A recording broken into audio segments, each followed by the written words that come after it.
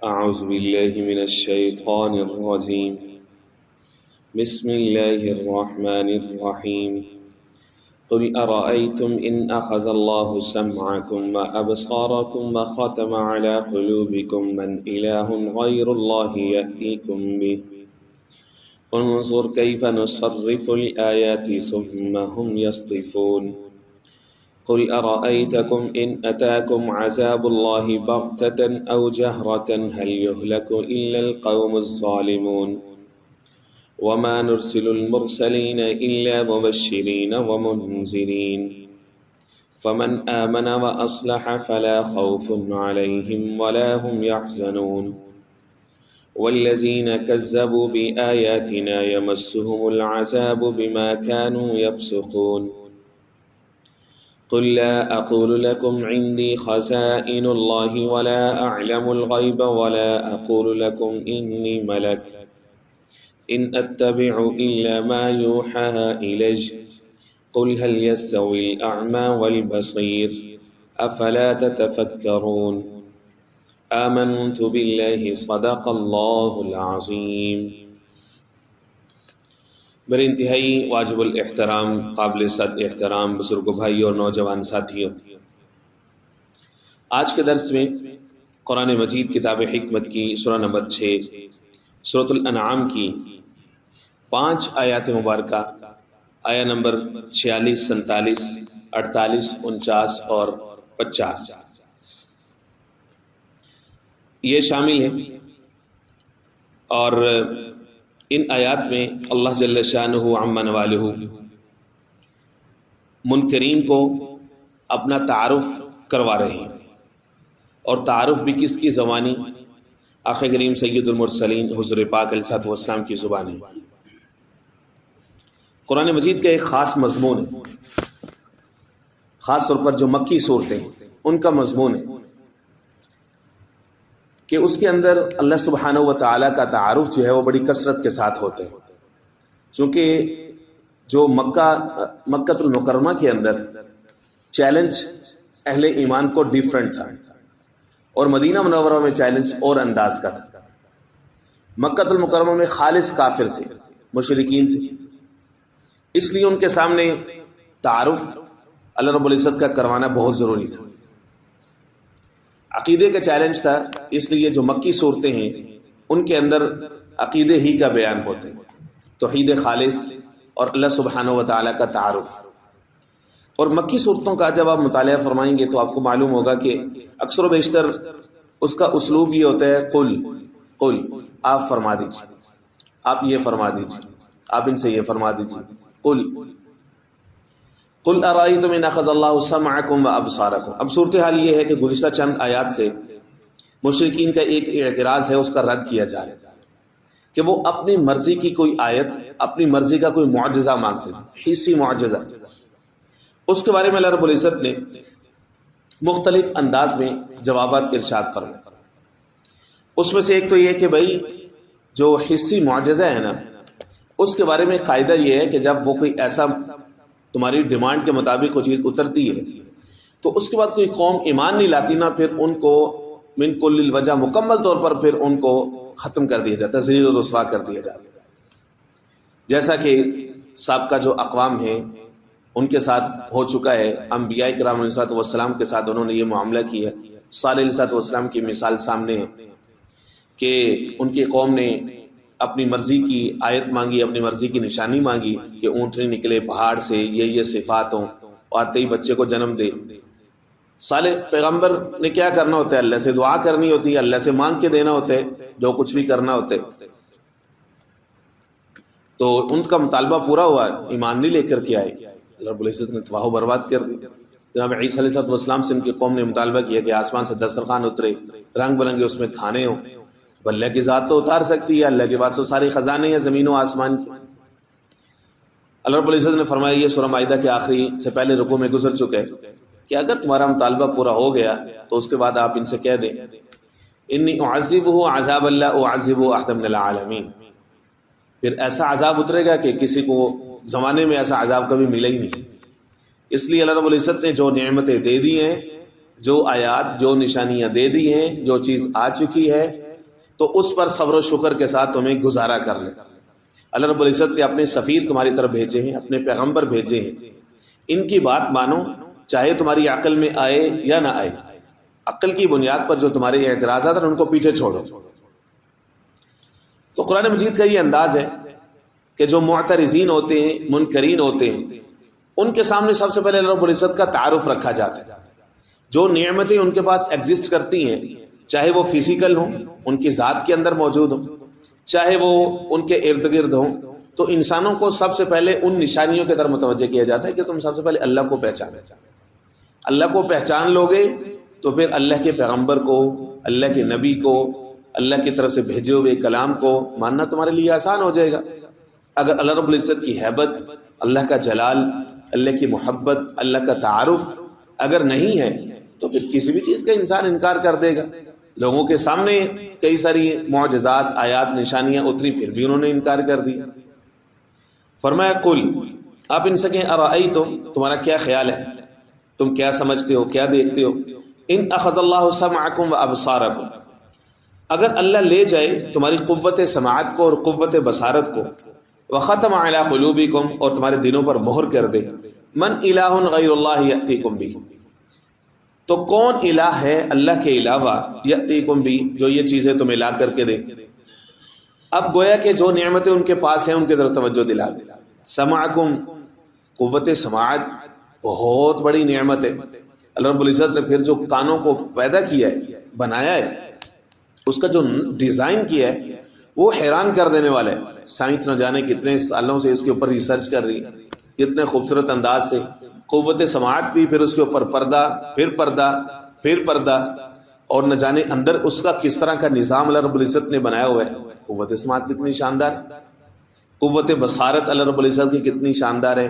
انسان کو اللہ رب العزت نے یہ دیکھنے کی قوت جو دی ہے، اور لوگ روکتے ہیں فقر کو، غربت کو، کچھ نہیں ہے، خالی جیب ہے، فلاں مسائل ہیں، فلاں چیزیں ہیں۔ اللہ کے بندے، تو چلتا پھرتا کروڑوں کا ہے، چلتا پھرتا اربوں ڈالرز کا ہے۔ ابھی تجھے کوئی کہے نا کہ تو ایک کان دے دے، یہ تجھے 1 کروڑ روپیہ دیتا ہوں، تو ہرگز نہیں تو مانے گا۔ تو کتنے بڑے بڑے اللہ رب العزت نے تیرے پاس نعمتیں اور کاریگریاں اور مشینوں کا اللہ رب العزت نے تجھے مالک بنایا ہوا ہے، اتنی بڑی نعمتیں، اور تو تھا کیا؟ کچھ بھی نہیں تھا۔ اللہ رب العزت نے تجھے یہ سارا کچھ دے دیا۔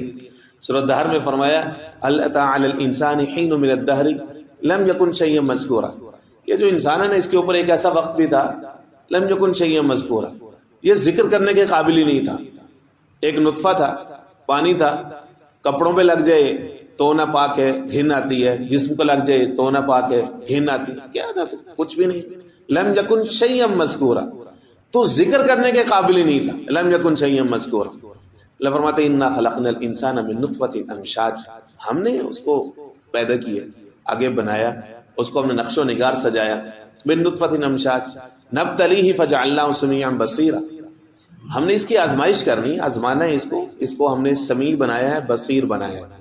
سمیع یعنی قوت سماعت پہلے، قوت بصارت بعد میں۔ اور آج کی جدید سائنس نے ثابت کیا کہ ماں کے پیٹ میں پہلے قوت سماعت پیدا ہوتی ہے، بعد میں قوت بصارت پیدا ہوتی ہے۔ اور اللہ رب العزت نے جو ہے وہ کب سے یہ پہلے ہی فرما دیا تھا۔ قرآن مجید میں جہاں پر بھی ان 2 فیکلٹیز کا ذکر ہے، فیکلٹی آف ہیئرنگ یعنی قوت سماعت اور دیکھنے کی قوت، دونوں میں ہر جگہ پہ اللہ رب العزت نے قوت سماعت کو، سننے کی طاقت کو پہلے رکھے۔ فرمایا کہ اگر اللہ تم سے یہ دونوں لے لے، وختم علی قلوبکم، دلوں پر مہر کر دے۔ اب دل کیا ایموشن جنریٹ کرتے، دل کا فرمایا کہ سید الاعضاء ہے، سب اعضاء کا سردار ہے۔ قوت سماعت تمہاری جا چکی ہے، بصارت پر تمہارے قبضہ ہو چکا ہے، مفلوج ہو چکی ہے، دل میں جو ہے وہ مہر لگ چکی ہے۔ اب فرمایا کہ اب تو گویا کہ انسان ہی نہیں، اب تو وہ ڈیڈ ہے۔ فرمایا اب بتاؤ من الہ غیر اللہ، کوئی ہے اللہ کے علاوہ؟ یہ اللہ رب العزت نے اپنے پاس جو اندر نشانیاں موجود ہیں انسان کو ان کی طرف توجہ دلائی ہے۔ اگر ہم سورۃ القصص کا مطالعہ کریں پارہ نمبر 20 کے اندر، اس پر رب العزت فرماتے ہیں قل ارأیتم، تمہارا کیا خیال ہے کہ اگر اللہ رب العزت ہمیشہ کے لیے تمہارے اوپر دن کو طاری کر دے، تو کون ہے تمہارے لیے جو رات لے کر کے آئے، بلیل تسکنون فی، جس میں تم سکون حاصل کرو. اس سے پہلی آیت میں فرمایا کہ اگر اللہ چاہے تو ہمیشہ ہمیشہ کے لیے قل ارأیتم ان جعل اللہ علیکم اللیل سرمدا، ہمیشہ کے لیے رات تمہارے اوپر طاری کر دے. من الہ غیر اللہ، کون ہے اللہ کے علاوہ جو اس رات کو ختم کر کے دن کا اجالا لے کر کے ہے جس میں تم معاش کماتے ہو. اور میں اللہ کی نشانی اس میں غور و فکر کرو، اللہ کی ذات کو پہچانو. انظر، آپ دیکھ لیجئے آپ کیف نصرف الآیات ثم ہم یصفون، کیسے ہم ان کے سامنے اپنی آیات کو گھما کر کے سامنے لاتے ہیں، پھر یہ اس کا انکار کرتے ہیں، اس سے اعراض کرتے ہیں. یعنی ہے ان کو پتہ ہے کہ یہ نشانیاں بہت بڑی ہیں، ان کو پتہ ہے یہ ہماری آیات ان کے سامنے کھلی ہیں، اس کے باوجود پھر نشانی، فلاں طرح کی نشانی، فلاں طرح کی نشانی. اللہ کے بندے اتنی بڑی بڑی نشانیاں تو ہیں تیرے پاس. قل ارائیتم، فرمایا آپ ان سے کہہ دیجئے کیا خیال ہے، ان اتاکم عذاب اللہ بغتۃ او جہرا، اگر تمہارے اوپر اللہ کا عذاب آ جائے بغتۃ اچانک، او جہرۃ یا سر عام کھلا کے، هل یہلک الا القوم الظالمون، تو اس میں کیا ہوگا، ہلاک ہو جائیں گے سارے کے سارے ظالم. تو عذاب تکلیف میں مبتلا کرنے والی ذات بھی اللہ کی ہے. اس کے اندر دو الفاظ بیان ہوئے، ایک بغتہ ایک جہرہ، کہ اللہ کی جو پکڑ آتی ہے، عذاب آتا ہے، وہ دو صورتوں میں آتا ہے، بغتۃ او جہرۃ. بغتۃ کہتے ہیں اچانک، کہ انسان امیجن بھی نہ کر سکتا اور بظاہر جو ہے وہ عذاب کی شکلیں بھی نہ ہوں، نعمتوں میں ڈوبا ہوا ہے، ہر طرح کی نعمتیں اس کے پاس، سامان تعیش ہے، کھانے پینے کی کثرت ہے، اور ذرائع اس کے پاس، اسباب اور وسائل کی کثرت ہے، اور فراوانی ہے اس کے پاس ہر چیز کی، جو بھی انسان کی ضروریات ہے اس سے کہیں زیادہ خواہشات تک اس کی پوری ہو رہی ہیں. آج کا جو انسان ہے اس کی مثال لے لیجیے کہ اس کے پاس کتنا سامان تعیش ہے اور کتنی سہولیات ہیں. اس کو شاید ہزاروں سال پہلے جو بڑے بڑے بادشاہ جن کے عبرت ناک قصے قرآن مجید کے اندر ہیں، فرعون جیسا بادشاہ، اس کو بھی شاید یہ والی سہولیات جو ہیں وہ میسر نہ ہو کہ وہ جب چاہے اپنے پیاروں سے بات کر سکتا ہو. یہ سہولت اس کے پاس تھی؟ اس کے پاس نہیں تھی. اور کتنی کتنی سہولیات ہیں جو ہم میں سے غریب بندہ ان کو انجوائے کرتے، لیکن ساتھ میں اللہ کی ناشکری اور نافرمانی کے بول بھی بولتے. صرف کیا ہے کہ اس کے ایکسپیکٹیشن زیادہ ہیں، کہ وہ خواہشات چاہتے ہیں، جو دل میں آئے بس اس وقت وہ پورا ہونا چاہیے. لیکن بندے جو دل میں آئے وہ پورا ہونا چاہیے. یہ کوئی جنت تھوڑی نا ہے، وہ تو جنت ہے جس میں اللہ العزت نے فرمایا کہ وَلَكُمْ فِيهَا مَا تَشْتَهِي أَنفُسُكُمْ، جو دل میں آئے گا وہ پورا ہوگا. وَلَكُمْ فِيهَا مَا تَدَّعُونَ. بھائی ادھر تو محنت مزدوری ہے، ادھر تو اسباب ہے، ادھر تو بعض دفعہ انسان پوری زندگی تپسیاں کرتا ہے، محنت کرتا ہے، پھر بھی اس کو یوں لگتا ہے کہ 2 وقت کے اس کو لالے پڑے ہوئے ہیں. اس کے لیے امتحان ہے. بعض دفعہ انسان ہے کوئی محنت کوشش نہیں کرتا اور سونے کا نوالا لے کے پیدا ہوتا ہے، اور کوئی اس کی محنت نہیں ہے، اور تھرو آؤٹ دا لائف جو ہے جناب اس کے اوپر خزانوں کی بارشیں ہوتی ہیں، اس کو وراثت میں اتنا کچھ ملا ہوتا ہے. تو یہ تو امتحان ہے، کسی کے صبر کا ہو رہا ہے، کسی کے شکر کا ہو رہا ہے. فرمایا بغتہ، بعض دفعہ تو ہم پکڑتے ہیں بغتہ اچانک، کہ بظاہر اس کو لگتا ہی نہیں ہے کہ شاید میری پکڑ ہوگی، پکڑا جاتا ہے، چاہے وہ کسی بھی صورت میں پکڑا جائے. یہ گزر چکا ہے پیچھے اس رکوع کے آغاز میں. بأسا اور ذرہ یعنی بیماریاں، فقر و فاقہ، کسی بھی صورت. جہرہ کہتے ہیں اتمام حجت کے بعد، نشانیاں آنے کے بعد، کہ لوگوں کو پہلے پتہ چل چکا تھا کہ اب ہمارا نتیجہ یہ نکلنے والا ہے، پھر بھی وہ سیدھے نہیں ہوتے. یہ جو باختہ ہوتا ہے یعنی اچانک، اس کے اندر کیا ہوتا ہے کہ عوام، خواص، اس کے اندر سب کے سب لوگ، منکرین، کفار، مومنین کے اوپر بھی آزمائش، وہ سارے کے سارے اس صورتحال میں سے گزرتے ہیں. مومنین کا یہ ہوتا ہے کہ امتحان ہوتا ہے، رب العزت ان کے دل کو تسلی دیتا ہے، ان کے اندر توکل کی کیفیت ہوتی ہے. لیکن جو عمومی مسئلہ، اس کے اندر سارے کے سارے شامل ہوتے ہیں، چاہے وہ فقر و فاقہ کی صورت میں ہو، چاہے وہ مہلک بیماریوں کی صورت میں ہو، کسی نہ کسی اعتبار سے. یہ ہوتا ہے بغتہ کی شکل. دوسری ہوتی ہے جہرہ. جہرہ ہوتی ہے کہ جس میں انفارم کر دیا جائے کہ بھئی یہ کرو گے تو ٹھیک ہے، نہیں کرو گے تو پھر دیکھ لیں. یہ صورتحال ہوتی ہے جب اللہ کے نبی، اللہ کے پیغمبر موجود ہو، لوگ مطالبہ کرتے، اب اس کے بعد اللہ کی طرف سے بتا دیا جاتا ہے کہ بھئی یہ ہوگا. اس کے بعد اللہ رب العزت کی سنت اس میں یہ ہوتی ہے کہ اہل ایمان کو بچا لیا جاتا ہے کشتی نوح کی طرح، اور جو کفار ہوتے ہیں ان کے اوپر عذاب آتے ہیں. جہرہ کا یہ مطلب ہوتا ہے. اس لیے فرمایا کہ پھر اس کے اندر جو نہیں ہلاک کیے جاتے مگر ظالم لوگ. وما نرسل المرسلین الا مبشرین ومنذرین، فرمایا کہ انبیاء کی بعثت کا ایک خاص مقصد ہوتا ہے اللہ کے رسولوں کا، ہم ان کو نہیں بھیجتے مگر دو ذمہ داریاں دے کر، مبشرین منذرین. مبشرین بشارت کہ مان کر کے چلو گے تو اللہ کی طرف سے نعمتیں ہیں، دنیا آخرت کی رحمت اور کامیابی. منذرین ڈر سنانے والے کہ اگر اللہ کے رسول کا انکار کرو گے، ایذا دو گے، تکلیف دو گے، نہیں مانو گے تو پھر یاد رکھو کہ اللہ نے اپنے پیغمبر کو نذیر بنا کر کے بھیجا ہے، آنے والے خطرے سے ڈرانے والا بنا کر کے بھیجا ہے. وہ آنے والا خطرہ اس کو تم دنیا میں بھی ایکسپیرینس کرو گے اور موت کے بعد بھی تم یقیناً دیکھ لو گے. جب تمہارے سامنے اندر کی آنکھ کھلے گی، مشاہدہ ہوگا، کلا لو تعلمون علم الیقین لترون الجحیم ثم لترون عین الیقین، عین الیقین ہو جائے گا تمہیں.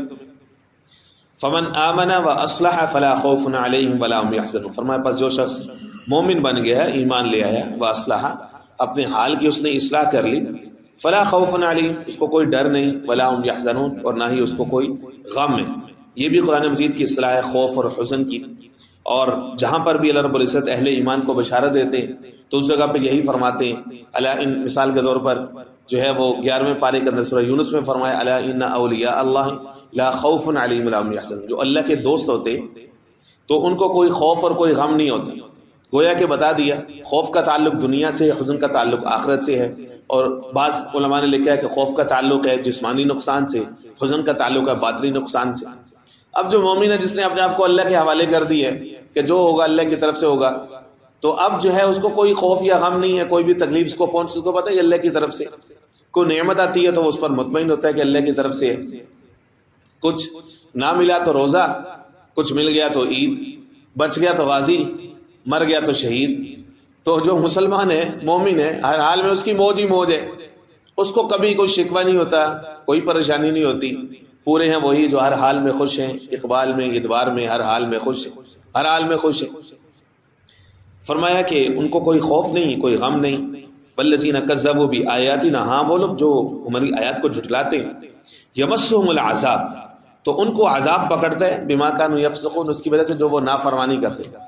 یفسقون فسق سے، فسق بمعنی کہ گناہ کے اندر انسان اصرار کرے یا اپنے گناہوں کو جسٹیفائی کرنا شروع کرے.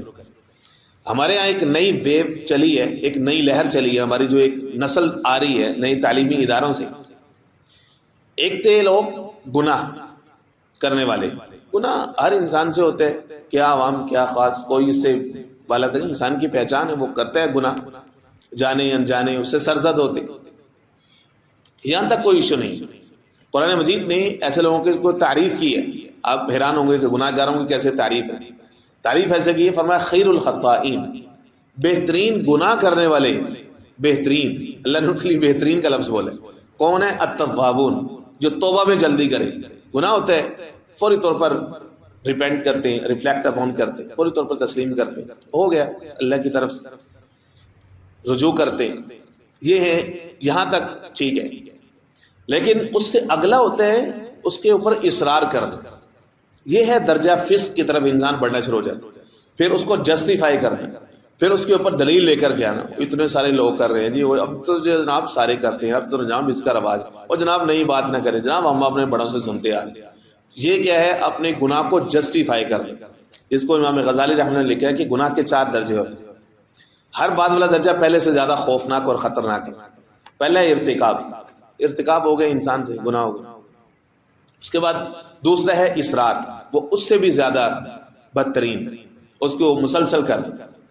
اس کے بعد تیسرا ہے استبشار، اس کو خوشی کے ساتھ لوگوں کو بتانا، اجے جناب یہ میں نے تیر مارا ہے، اس نے یہ بات کی تھی تو میں نے اس کو یہ ٹکا کے جواب دیا، تو میں نے تو یہ کر دیا جناب. اپنا اس کو ایسے سمجھانا کہ جیسے میں نے کوئی بہت بڑا مارکا مارا جناب، قوم کا سر فخر سے بلند کر دیا.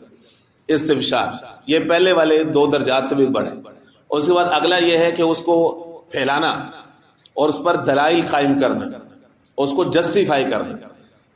عذر از گناہ بدتر از گناہ. فرمایا کہ یہ ہے درجہ فسق، عذاب آتا ہے ایسے لوگوں کو. قل لا اقول لكم عندي، فرمایا کہ آپ اپنی پوزیشن ان کے سامنے واضح فرما دیجیے.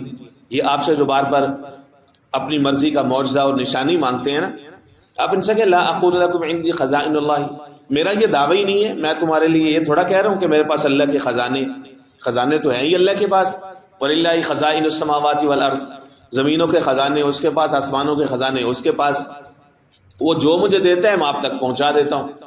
وَلَا أَعْلَمُ الْغَيْبَ، نہ ہی میں غیب کو جانتا ہوں، وَلَا أَقُولُ لَكُمْ إِنِّي مَلَكٌ، اور نہ ہی میں یہ کہتا ہوں کہ بے شک میں فرشتہ ہوں. یہ دراصل جو مشرکین تھے نا ان کے کچھ اعتراضات کا جواب ہے. سورہ فرقان میں وہ کہتے تھے مَا لِهَٰذَا الرَّسُولِ، اس رسول کو کیا ہے، یأکل الطعام، کھانا بھی کھاتا ہے، ویمشی فی الاسواق، بازاروں میں بھی چلتا پھرتا ہے، لولا انزل علیہ ملک او یکون معه نذیرا، یہ کوئی اس کے طرف اس کے پاس کچھ چلتا پھرتا کوئی فرشتہ کیوں نہیں آتا. یہ اس طرح سے آقا کریم علیہ الصلوۃ والسلام پر اعتراضات کرتے تھے. یہی سورہ انعام کے اندر پہلے رکوع میں گزر چکے. وقالوا لولا انزل علیہ ملک، یہ کہتے ہیں فرشتہ کیوں نہیں نازل ہوا. ولو انزلنا ملکا لقضی الامر، اگر فرشتہ اترتا تو پھر انہوں نے کہنا تھا کہ یہ تو ہمارے لیے رول ماڈل نہیں ہے، کیونکہ فرشتہ کے ساتھ تو وہ والی ضروریات نہیں لگی ہوئی جو انسانوں کے ساتھ لگی ہوئی ہیں. تو انسان تو کسی خیر البشر کی، سید البشر کی، کہ جس کے ساتھ وہ ضروریات لگی ہوں، وہ عملی نمونہ پیش کرے، تو انسانوں کے لیے رول ماڈل تو وہ ہے. فرمایا کہ ان اتبع الا ما یوحى الی، آپ ان سے کہیں کہ میں نہیں اتباع کرتا مگر صرف اس کی جو وحی کی جاتی ہے میری طرف. ان هو الا وحی یوحى، اللہ کے پیغمبر وہی بولیں گے، وہی فرمائیں گے، وہی آگے پہنچائیں گے جو ان کو دیا گیا. اور یہی قرآن مجید نے اصول دیا ہے سورۃ الحشر کے اندر، وما آتاکم الرسول فخذوه وما نهاکم عنہ فانتہوا، فرمایا کہ جو رسول تمہیں دیں وہ لے لے، وما نهاکم عنہ فانتہوا، جس سے منع کرے اسے باز آ جاؤ. قل هل يستوي الاعمى والبصير، فرمایا کہ ایک دفعہ پھر قل، آپ ان سے فرمائیں هل يستوي الاعمى والبصير، کیا اندھا اور دیکھنے والا برابر ہو سکتے؟ کیا اللہ کو ماننے والا، اللہ کے رسول کی ماننے والا اور نافرمانی کرنے والا برابر ہو سکتے؟ گویا کہ ماننے والے کو بصیر کہا گیا کہ اصل میں دیکھنے والا وہی ہے جو دل کی آنکھوں سے دیکھتے ہیں. اعمیٰ، نہ ماننے والے کو اعمیٰ کہا گیا، اندھا. گویا کہ اندھا وہ نہیں ہے کہ جو آنکھوں سے اندھا ہے، اندھا وہ ہے جو اندر کی، جس کی آنکھیں بند ہیں، دیکھ کے بھی ایمان نہیں لاتا.